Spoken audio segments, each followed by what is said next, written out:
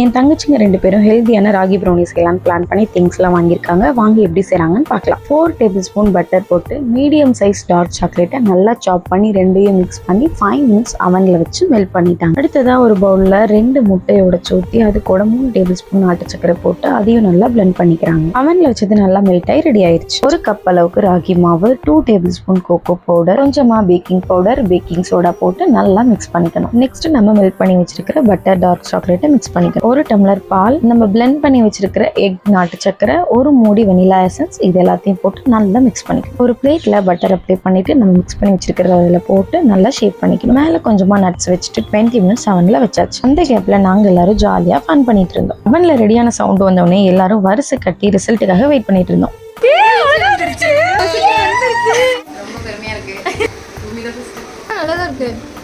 Ragi brownie உண்மையாலுமே சூப்பராக இருந்துச்சு. வீடியோ பிடிச்சிருந்தா மறக்காம சப்ஸ்கிரைப் பண்ணிக்கோங்க.